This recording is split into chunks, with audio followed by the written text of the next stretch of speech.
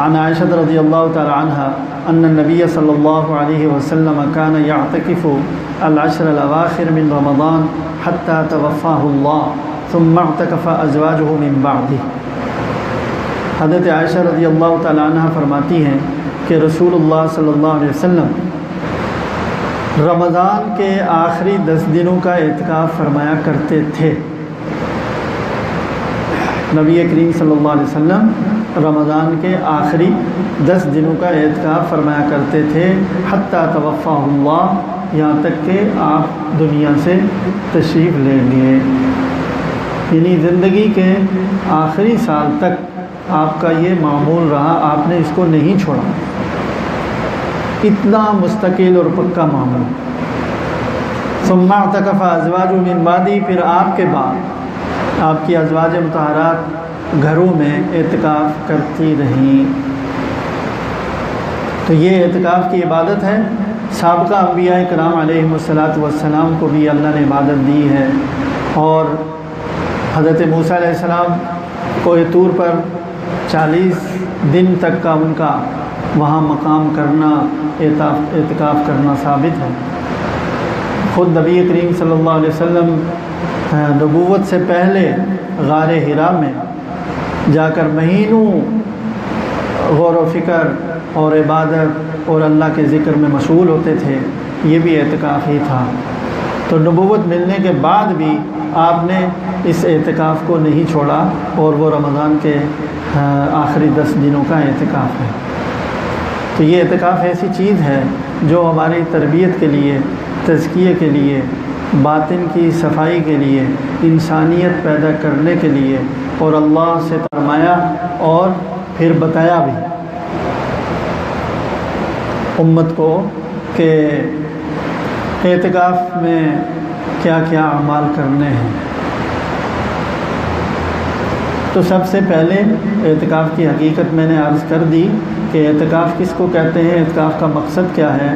سارے تعلقات سے یکسو ہو کر، بیوی بچوں سے بھی الگ ہو کر، گھر سے بھی الگ ہو کر، دنیا والوں کے تعلقات سے الگ ہو کر، دکان سے الگ ہو کر، دفتر سے الگ ہو کر آ کر اللہ کے دروازے پر پڑ جانا ہے، اور یہاں صرف اللہ سے لو لگانی ہے، صرف اللہ سے تعلق پیدا کرنا ہے، گزشتہ زندگی کا محاسبہ کرنا ہے، اس پر استغفار کرنا ہے، اس پر توبہ کرنی ہے، اور اللہ تعالیٰ سے رو رو کر کے اللہ کو منوانا ہے۔ یہ ہے اعتکاف کی روح اور اعتکاف کی حقیقت۔ اب جو اعتکاف کے لیے ہم مسجد میں آ جائیں گے تو اعتکاف کی 3 قسمیں ہیں۔ ایک ہے واجب اعتکاف، ایک ہے سنت مؤکدہ، اور ایک ہے مستحب اور نفل اعتکاف۔ واجب اعتکاف تو یہ ہے کہ کسی نے نظر مانی کہ میں اللہ کے لیے اعتکاف کروں گا، کوئی بھی کام اس نے نظر مانی کہ اگر میرا یہ کام ہو گیا، میری یہ حاجت پوری ہو گئی، تو میں 1 دن 2 دن یا 3 دن اعتکاف کروں گا، تو یہ اعتکاف واجب ہوگا۔ اور یہ یاد رکھیں کہ اعتکاف کے ساتھ روزہ لازمی ہے، اعتکاف بغیر روزے کے واجب اعتکاف نہیں ہوتا۔ اگر کوئی نظر مانے گا کہ میں اعتکاف کروں گا تو روزہ خود بخود لازم ہو جائے گا، تو 2 دن 3 دن 5 دن 7 دن جتنا بھی کسی نے اعتکاف کی نظر مانی ہو تو اتنے ہی دن 7 روزے بھی لازم ہو جائیں گے، اور آدمی کو اعتکاف مسجد میں کرنا پڑے گا۔ سنت مؤکدہ جو اعتکاف ہے وہ رمضان المبارک کے آخری 10 دنوں میں ہوتا ہے، اس میں روزہ ساتھ ہوتا ہی ہے۔ یہ جو اعتکاف ہے یہ ہے سنت مؤکدہ،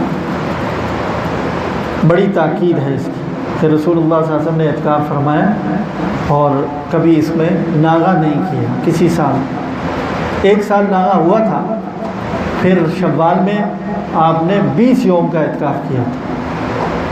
ایک خاص وجہ سے اعتکاف چھوٹ گیا تھا رمضان مبارک کے آخری عشرے کا، تو پھر آپ نے شوال میں اس کے بعد مہینے میں 20 دن کا اعتکاف فرمایا۔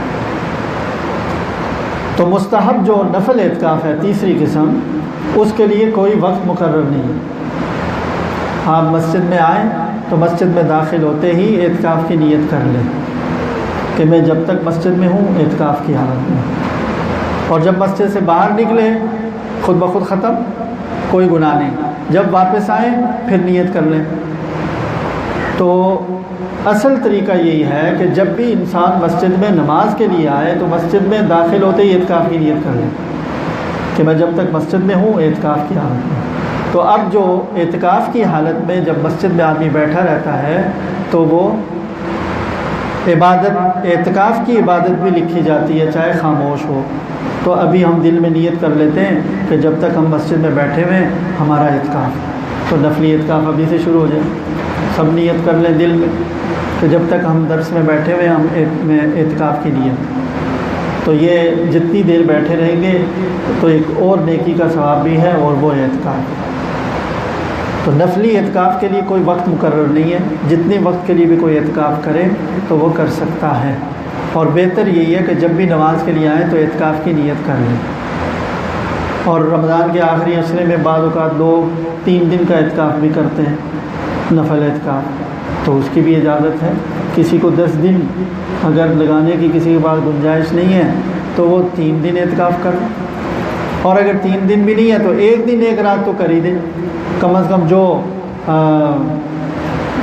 جو راتیں طاق راتیں ہیں، جو طاق راتیں ہیں تو ان طاق راتوں میں افطاری کا سامان لے کر کے مسجد میں آ جائیں اور نیت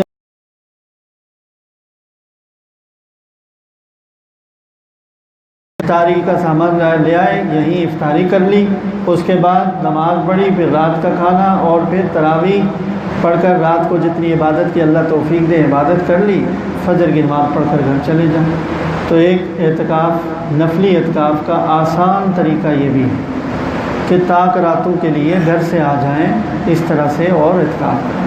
اور اگر کوئی افطاری کے لیے مشکل ہے تو وہ رات کو عبادت کے لیے 2 گھنٹے کے لیے پردہ بھی ہو، اور کوئی ذکر تلاوت کرنا چاہے اکیلے بیٹھ کر تو وہ بھی کر سکتا ہے، ورنہ پوری مسجد میں جہاں چاہے اعتکاف کرنے والا جس جگہ بھی چاہے بیٹھ کر عبادت کر سکتا ہے، تلاوت کر سکتا ہے، چل پھر سکتا ہے، جو مسجد کی حدود ہے۔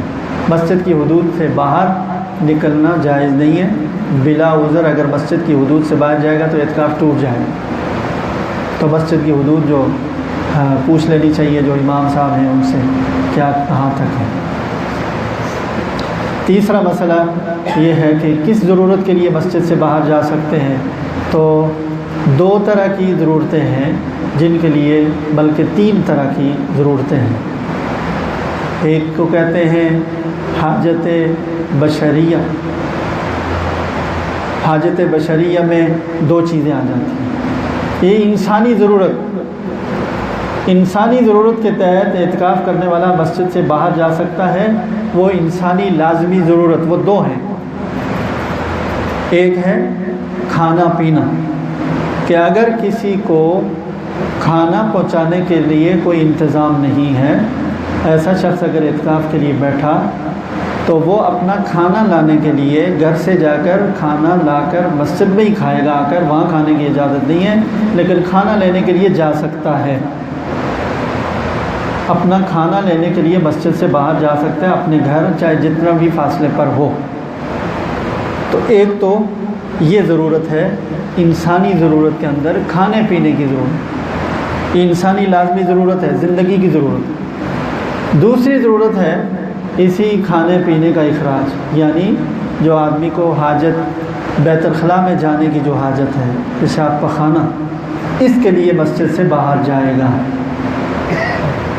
مسجد سے باہر، بیت الخلاء جو مسجد کے ہوتے ہیں وہ بھی مسجد سے باہر ہی ہوتے ہیں، وہ بھی مسجد سے باہر ہی جانا ہے۔ لیکن فرض کرو اگر کسی جگہ مسجد کے ساتھ انتظام نہیں ہے، یا انتظام ہے، کوئی آدمی ایسا ہے کہ اس کی طبیعت بہت زیادہ اس طرح کی حساس ہے کہ وہ اپنے واش روم کے علاوہ کسی دوسری جگہ اس کو طبیعت نہیں آمادہ ہوتی اور اس کو سخت پریشانی ہوتی ہے، اور ہو سکتا ہے اس کو مسئلہ ہو جائے، تو اس کے لیے بھی اجازت ہے کہ وہ اپنے گھر میں اپنے واش روم میں جا سکتے ہیں، چاہے مسجد کے ساتھ واش روم ہوں، تب بھی اگر اس کی طبیعت اس طرح کی بات لوگوں کی ہوتی ہے تو واش روم استعمال کرنے کے لیے بھی مسجد سے باہر جا سکتا ہے۔ تو یہ انسانی ضرورت، بنیادی جو ضرورت ہوئی اس کی دو شکلیں ہیں۔ اور تیسری ضرورت ہے وہ ہے حاجت دینیہ۔ حاجت دینیہ کے لیے جا سکتا ہے۔ حاجت دینیہ کا مطلب یہ ہے کہ کسی ایسی مسجد میں آدمی اعتکاف کر رہا ہے کہ جس مسجد میں جمعہ نہیں ہوتا، 5 وقت کی جماعت ہوتی ہے، نماز ہوتی ہے، لیکن جمعہ نہیں ہوتا، تو شریعت نے اجازت دی ہے، فقہاء نے اجازت دی ہے کہ وہ جامع مسجد میں جمعہ پڑھنے کے لیے معتکف جا سکتا ہے، بس جمعہ پڑھے اور واپس آ جائے۔ جمعے کے بعد کی اور پہلی سنتیں اس مسجد میں بھی پڑھ سکتا ہے جس میں اعتکاف کر رہا ہے، اور جہاں جمعہ پڑھنے کے لیے ہے وہاں بھی پڑھ سکتا ہے۔ تو یہ ہے حاجت دینی۔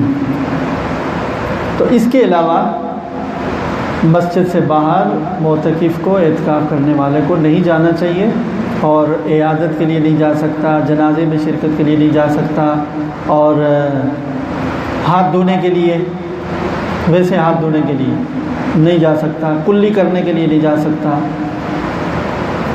یہ اس حاجت میں شامل نہیں ہے۔ دانت صاف کرنے کے لیے نہیں جا سکتا، تو اب کیا کرے؟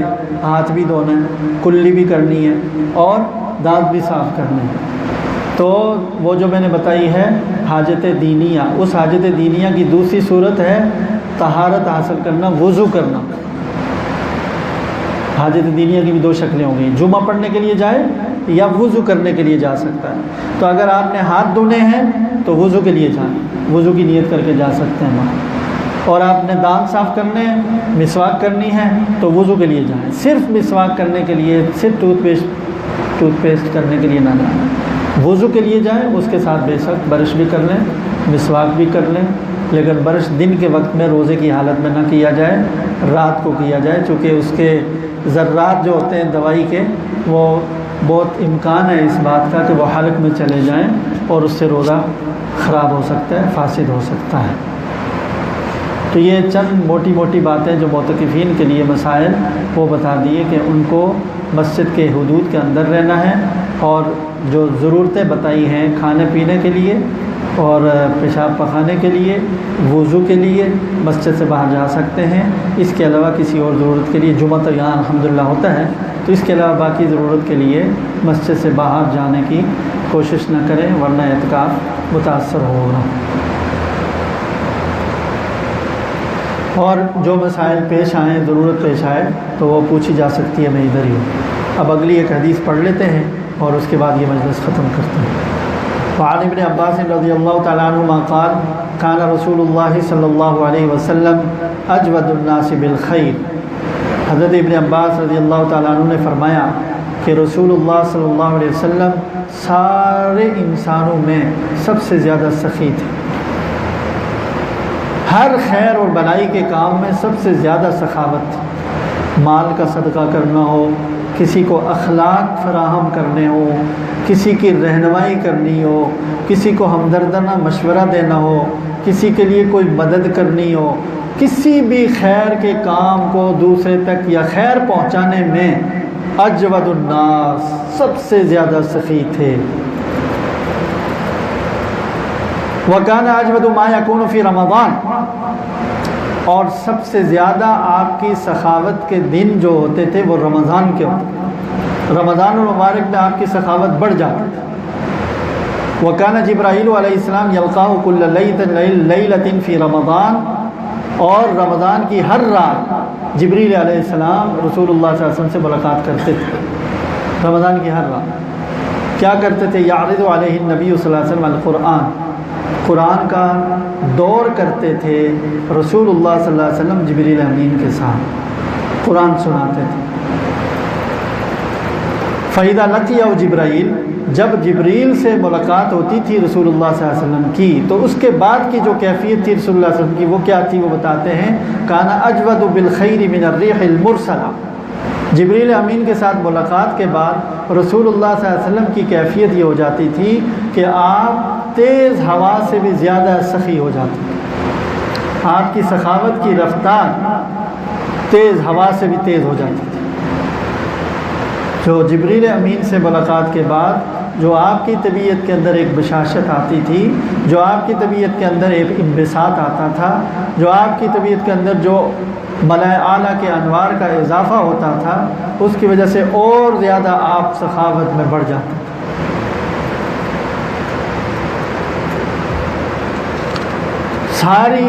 سارے سال آپ لوگوں میں سب سے زیادہ سخی تھے، پھر رمضان میں خود آپ سارے سال میں اپنے دنوں میں بھی خود رمضان میں سارے سال کے مقابلے میں زیادہ سخی ہوتے تھے۔ پھر رمضان میں جبریل امین کی ملاقات کے بعد آپ کی سخاوت رمضان مبارک کے ان اوقات کے مقابلے میں جن میں جبریل سے ملاقات نہیں ہوئی تھی، اس سے سخاوت زیادہ بڑھ جاتی تھی ملاقات کے بعد تیز ہوا کی طرح۔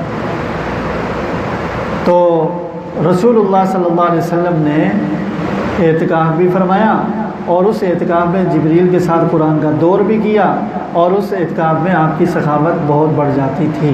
تو یہ تعلیم دے دی کہ رمضان کی راتوں میں اور دنوں میں اعتکاف بھی کیا جائے، اور سخاوت کا معاملہ ہر ایک کے ساتھ مال کے لحاظ سے، اخلاق کے لحاظ سے، اور کسی بھی ایثار اور قربانی کے لحاظ سے سخاوت کا معاملہ کرنا چاہیے، اپنا دل کھلا رکھنا چاہیے، تنگ دلی قبضہ۔ تو خاص طور پر جو معتکفین حضرات ہیں تو وہ بھی اس چیز کا اہتمام کریں کہ زیادہ ان کے دل کے اندر ایک سخاوت کے جذبات پیدا ہوں، اور بھلائی، حسن اخلاق، حسن معاملہ اور صدقہ اور خیرات کرنا، یہ ساری چیزیں چونکہ رسول اللہ صلی اللہ علیہ وسلم نے اعتکاف کی حالت میں آپ کی یہ صورتحال اور یہ کیفیت ہوتی تھی۔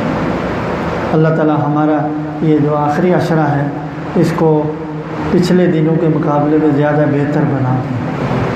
آج 21ویں شب ہے، اور تاک راتوں میں ایک رات یہ بھی ہے، اور بہت ساری روایات میں آتا ہے 21ویں شب لیلۃ القدر ہے، بہت سی روایات 21ویں شب کے بارے میں، لیکن صحیح بات یہی ہے کہ وہ ان تاک راتوں میں سے کوئی ایک رات ہے۔ بعض روایات میں تو 27 کی بھی ہے، 27ویں شب، اور زیادہ مشہور ہے وہ۔ لہذا کوشش کی جائے کہ اللہ تعالی ہمیں آج کی رات کی بھی عبادت کی توفیق عطا فرمائے، اور بقیہ راتوں میں بھی اللہ تعالی عبادت کی توفیق عطا فرمائے اور قبول فرمائے۔ وآخر دعوانا الحمد للہ رب العالمین۔